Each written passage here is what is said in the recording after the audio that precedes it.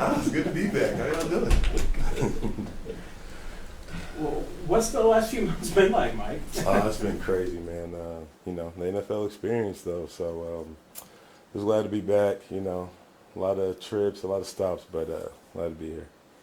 I know it surprised a lot of people when you didn't make the roster here. What was the conversation like? How did you find that out? Was it coach or Veach or what? It was everybody in the staff, but it's a business at that time, and I was grateful to be able to have opportunity with the Bengals after that. When you were there, I mean, when did you kind of start getting the feeling that you might not be there and end up somewhere else? And just tell us how the whole thing happened to get back to here. You meaning in KC? Yeah, while you were in Cincinnati, when did you start getting the feeling maybe you wouldn't finish the season there? And probably a little bit after the Jets game.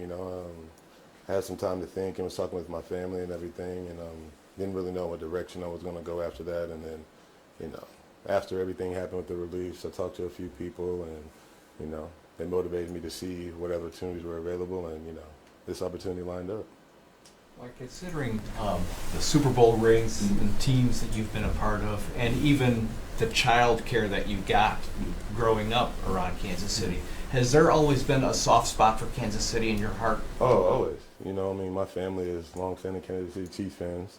Even though we all bleed red, we bleed a little bit of yellow too for KC. So, my family's here. The doctor who cured me and went through chemo's here. So, it's always, attached to it here. Everybody knows I love KC. Come on now. Did it feel really comfortable walking back in here? I mean, it's like putting an old shoe on or something. Oh, absolutely.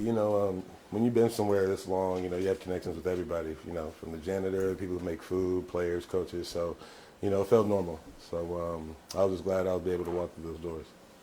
Did you watch? I know you're busy with your own games, but not always playing at the same time. Or you watch? I know you played for a lot of teams too, but were you watching Chiefs games and kind of saying, hey, I could maybe help out? Always. I'm a student of the game, so being on as many teams, I have a lot of friends who play, so I'm always checking out games on Sundays and trying to catch everybody, my young guys, see if they're doing successful on other teams. So, yeah.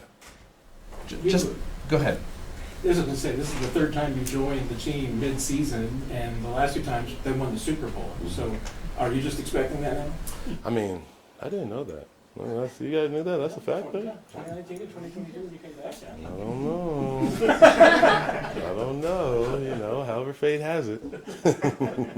Last one thing. Considering, for the sake of accuracy, did you ask for your release with Cincinnati? Yes. Was there a certain risk factor in doing that at this stage of your career? With any business move in the NFL, there's no guarantee, so there's always a risk. But, I talk with the right people. I'm confident in my abilities. So, we didn't know how long it would be. We didn't know where we were going. So, once we laid out all the options, talked to other people, glad we made the right move. Thank you, everybody.